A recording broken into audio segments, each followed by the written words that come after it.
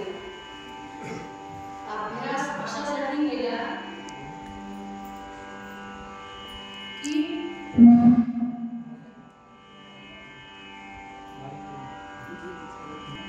नेमकं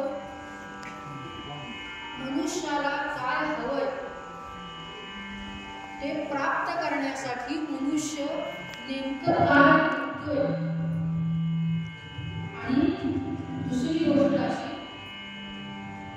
नेमकं जे आम्ही करतोय ते योग्य आहे का अयोग्य आहे याचा सगळ्याचा अभ्यास केला. जर योग्य असेल तर त्या मार्गाने पुढे जा, आणि जर अयोग्य असेल तर आम्ही काय करावं या सगळ्यांसाठी उपदेश केला. असं आहे, माणूस म्हणून ज्या वेळेला आम्ही जन्माला येतो त्यावेळेला आम्हाला एका गोष्टीची अतिशय आवश्यकता असते. एका गोष्टीसाठी माणूस आयुष्य जगतो. थोड्याशा मराठी भाषेत बोलू, एका हव्यासा पोटी मनुष्य जगत असतो. ती गोष्ट मिळवण्यासाठी जीवाचा आटापिटा करतो. जीवाची धडपड आमच्या इतकी होत असते की हे धड पडेलच याची सुद्धा शाश्वत आम्ही देत नाही. ही धडपड आमची चाललेली असते, पण ती गोष्ट आम्हाला मिळतेच अशातला भाग नाही.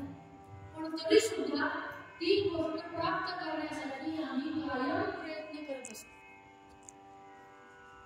ती गोष्ट मिळण्यासाठी आम्ही कायम प्रयत्न करत असतो.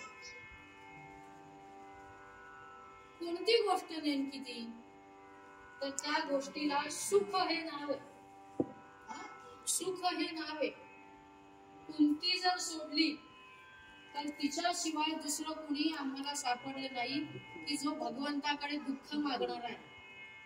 आणि तुमच्या पाण्यात कुणी असेल तर मला कीर्तन संपल्यावर निश्चित सांगा. कारण असं आहे, अनेक वर्षांनी पुन्हा बाहेर आल्यासारखं वाटतं.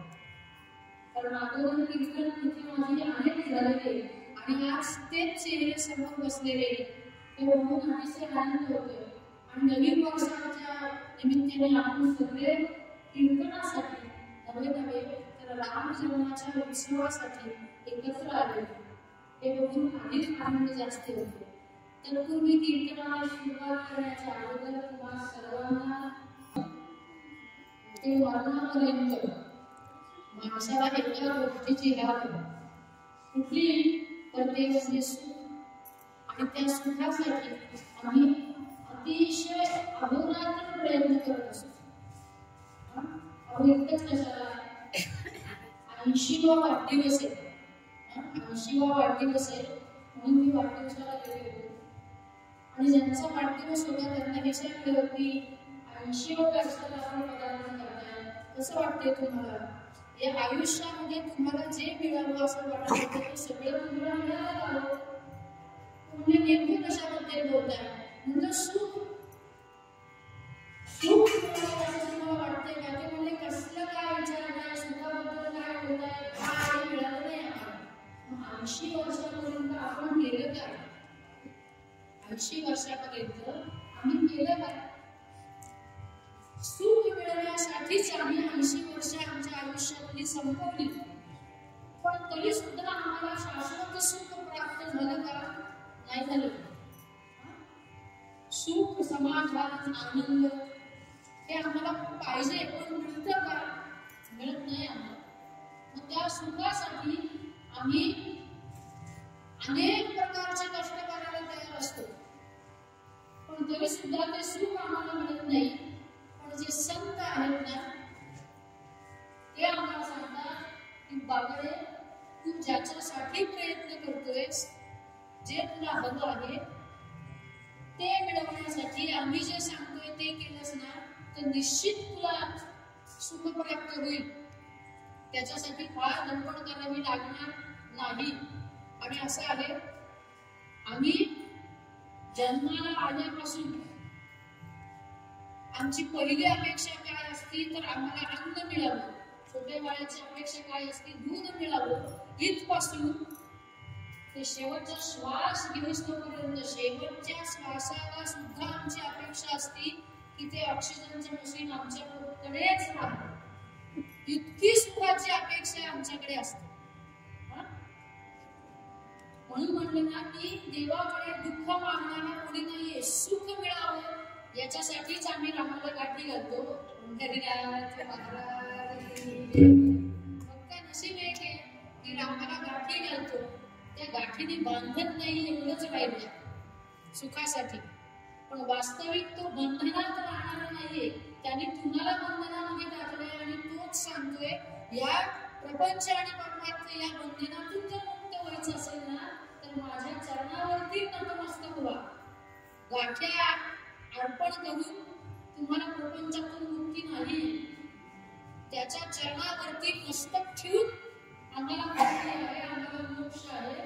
जे गाठी घालणं याला माझा विरोध नाही. ती संस्कृती आहे, ती परंपरा आहे, ती जपलीच पाहिजे, नाही अशातला भाग नाही. पण मला सुख मिळावं म्हणून मी रामाला गाठी घालतोय. असं जर असेल, असा जर स्वार्थ असेल आणि असं जर स्वार्थी सुख मिळावं अशी अपेक्षा मनात असेल तर ती अपेक्षा आमची पूर्ण होणार नाही. त्याच्यासाठी अतिशय नितळ भावनेनं भगवंताच्या चरणाशी लीन होणं हेच महत्वाचं आहे. हे तुम्हाला संत सांगतात. आणि आजच्या मूळ अभंगामध्ये गोसावीनंदन स्वामी महाराज तेव्हा आम्हाला उपदेश करताना सांगतात की बाबा रे, गोसावीनंदन स्वामी महाराजांविषयी जर बोलायचं झालं तर तंजावर जे गुजरात मधलं गाव आहे ना त्या गावचे हे म्हणजे बहुतेक करून गुजरात मधले सगळे जण सर्वांपासून सर्वमान्यांपर्यंत आणि सगळे जण असे श्रेष्ठ होता की सुरुवातीला काम कमी पद्धतीचं असताना तरी सुद्धा चालेल, पण काम असं चोख करतात की नंतर पंतप्रधान त्या काळापासून गुजरातला आशीर्वाद मिळालेला आहे. हे सुद्धा तंजावरचेच, कुठल्या पक्षाची म्हणून बघत नाही. जे सुजाण नागरिक म्हणून बोलायला दिसतं, अभ्यासला जाते, तेच माणसांनी बोलावं, अशा गादीचा महिमा आहे. हे माझ्या पद्धतीचंही नाही. गोसावीनंदन स्वामी महाराज तंजावरचे, गुजरात मध्ये राहणारे, आयुष्यामध्ये काय केलं तर गणपतीची आराधना केली. गणपतीला आपलं आराध्य दैवत मानलं आणि त्याचीच अहोरात्र तपश्चर्या केली आणि चतुर्थाश्रम स्वीकारला. त्यामध्ये ज्ञानमोदक नावाचा ग्रंथ अतिशय प्रसिद्ध आहे, अतिशय प्रसिद्ध. त्या ज्ञानमोदक नावाच्या ग्रंथामध्ये सुद्धा इतकं सुंदर वर्णन गणपतीचं केलेलं, अनेक विषयांवरती असलेली माहिती त्या ग्रंथामध्ये आहे. आणि असे अनेक प्रकारचे ग्रंथ महाराजांनी लिहिले आणि तुमच्या आमच्या समोर ठेवले. हे गोसावीनंदन स्वामी महाराज तुम्हा आम्हाला आजच्या मूळ अभंगामध्ये सांगतायत की काय करा, तुम्हाला सुख प्राप्त व्हावं असं वाटतंय ना, तर याच्यासाठी तुम्ही काय करा तर एक करा, ते म्हणजे देव गजानन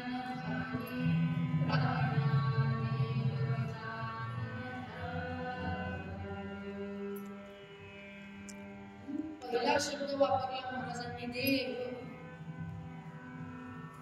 जिथे दिव हा धातू जो मुळात प्रकाशमान आहे अशा देवाचं तुम्ही काय करा तर ध्यान करा असं सांगितलं. देव गजानन ध्यायी, ध्यान करा. आता ध्यान करा म्हणजे नेमकं काय करायचं आणि ध्यान नेमकं कसं करायचं, कशासाठी करायचं असं आहे. ध्यानाची सोपी व्याख्या आहे, एकाग्रतेवा चित्तनं ध्यानं. चित्त एकाग्र करणं याला ध्यान असं म्हणतात.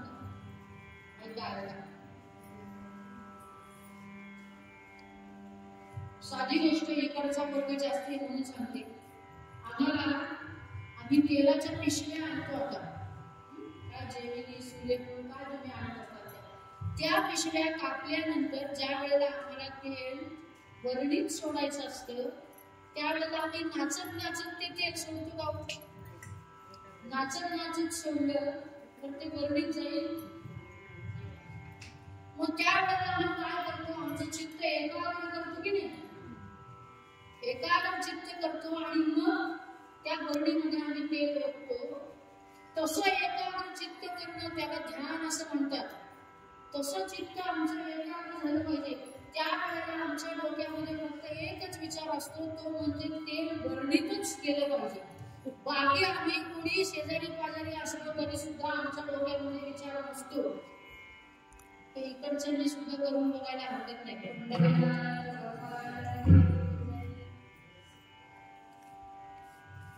आणि जरी कोणी मध्ये आलं तरी आम्ही सांगतोय थांबे की तेल सोडते, मध्ये येऊ नको, आपण ओरडतो.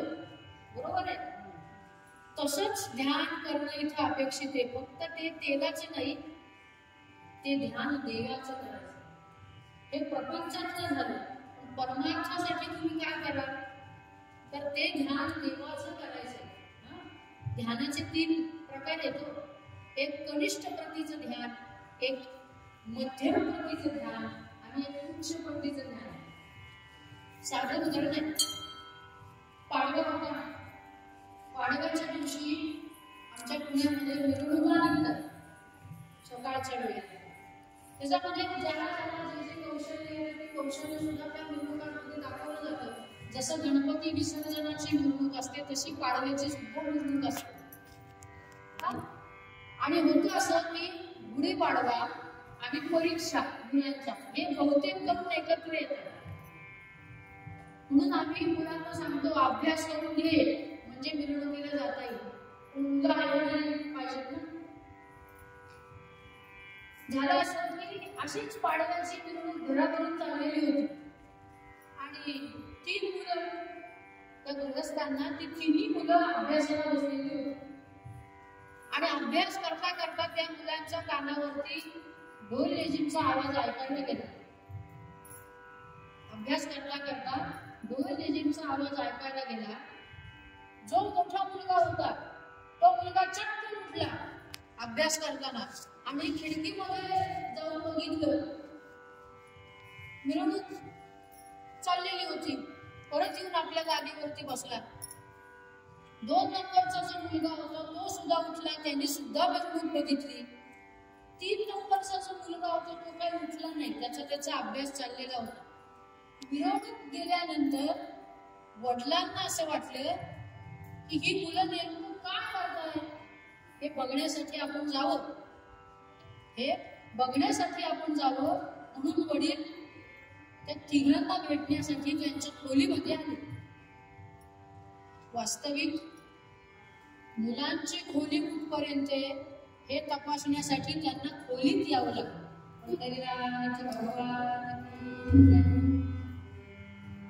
आणि वडिलांनी प्रश्न विचारला, काय रे अभ्यास कसा चालू आहे? हो व्यवस्थित चालू आहे. पण तुम्ही मला सांगा, आता इथून मिरवणूक गेली की तुम्ही कोणी ऐकली का? पहिला मुलगा, हो बाबा मी ऐकली. ढोल लेझिमचं पथक होतं, या नावाचं ते पथक होतं बाबा. वडिलांना कळलं याचं जे अभ्यासातलं ध्यान आहे ते कुठल्या प्रतीचे, कनिष्ठ प्रतीचे ध्यान आहे हे वडिलांना कळलं.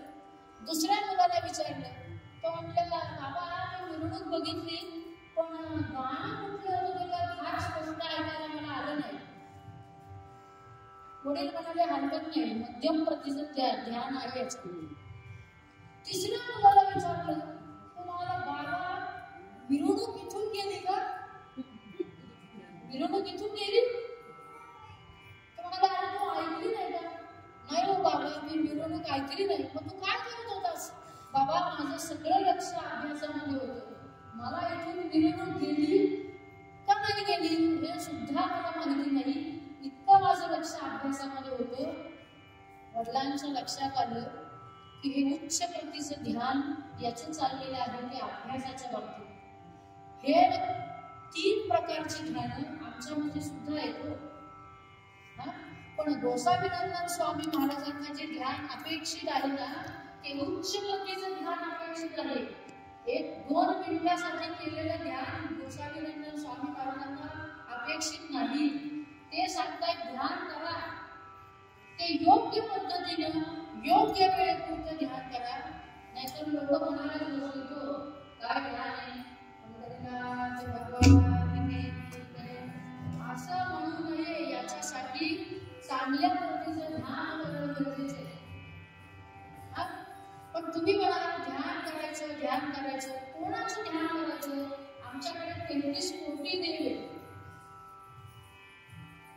आता कोटी या शब्दाचा अर्थ कोटी घ्यायचं नाही, एवढे देव आपल्याकडे नाहीत आणि उत्पन्नही होणार नाहीत. 33 कोटी याचा अर्थ 33 प्रकारचे देव आहेत.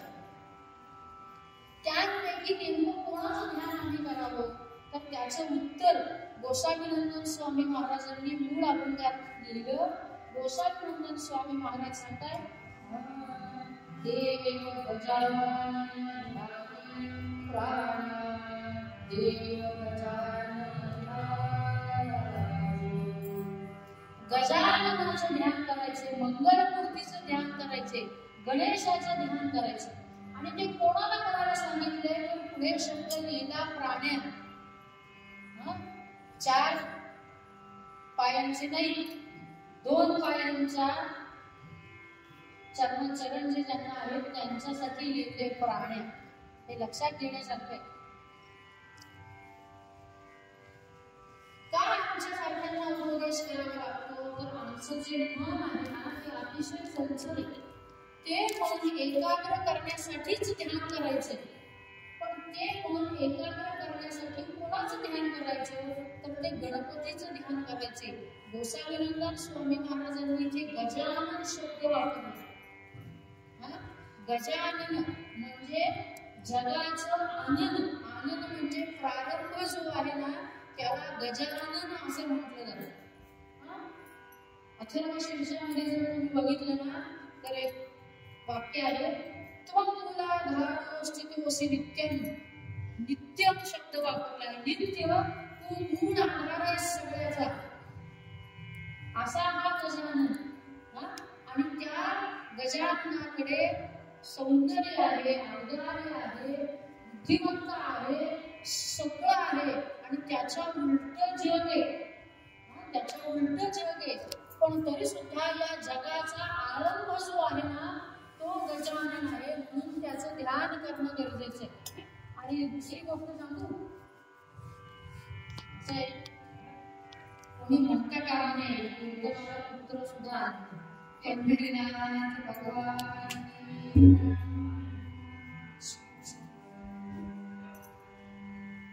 आणि गजानन या शब्दाचा असा अर्थ अजून एक आहे की पंचाक्षरी शब्द असणारे देव आहे. तुम्ही सगळेजण जाणकार आहे म्हणून सांगते. पंचाक्षरी हे भूतापातांची जी बाधा होते ती बाधा जी उतरवतात त्यांना पंचाक्षरी असं म्हणतात. ती बाधा उतरवणारी सुद्धा ती बाधा आमच्या शरीराला होणारी बाधा उतरवणारा सुद्धा गणपती एक गजानन आहे. म्हणून गजाननाचे ध्यान करा असं गोसावीनंदन स्वामी महाराज सांगतात. आणि इतकंच नाही म्हणाले गोसावीनंदन स्वामी महाराज सांगतायत म्हणून आम्ही त्यांचे ध्यान करायचं का तर तसं नाही म्हणाले. तर श्लोकात सांगा विद्यारंभे प्रवेशे निर्गमे तथा संग्रामे संकटेश्च विघ्नस्तस्य न जायते. गणपतीचं ध्यान विद्यारंभे विवाहेच. विद्येला म्हणजे शिक्षणाला सुरुवात करण्याच्या आधी आमच्याकडे श्री गणेशाय नमः असं शिकवलं जातं. आता थोडंसं पुढे जाऊया. आमच्याकडे गचा धडा गिरवला जातो आणि आमचा धडा मला वाटतं कळेल आमचा गधडा गधडा गिरवतो, तो गधडा गिरवतो म्हणजेच श्री गणेशावरती पाठीवरती लहान मुलाला शाळेत जाण्याआधी आमच्याकडे श्री गणेशाय हे शिकवलं जातं. म्हणून विद्यारंभे विवाहेच, विवाहामध्ये सुद्धा आधी गणपतीचे पूजन केलं जातं. विद्यारंभे विवाहेच प्रवेश निर्गमे तथा, आम्ही घरातून बाहेर पडताना गणपतीचं स्मरण करून बाहेर पडावं.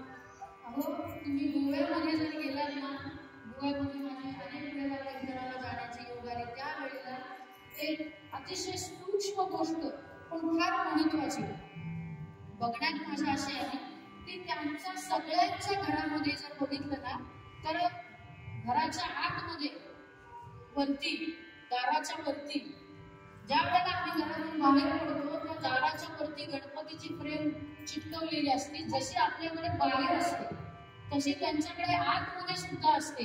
विद्यारंभे विवाहेच प्रवेशे निर्गमे तथा, आम्ही घरातून बाहेर पडताना सुद्धा आम्हाला गणपतीचं दर्शन झालं पाहिजे आणि घरामध्ये बाहेरून आत येताना सुद्धा गणपतीचं दर्शन झालं पाहिजे. गोव्यामध्ये अशी पद्धत आहे, तुम्ही बघितली नसेल तर खास तेवढ्यासाठी गोव्याला जा.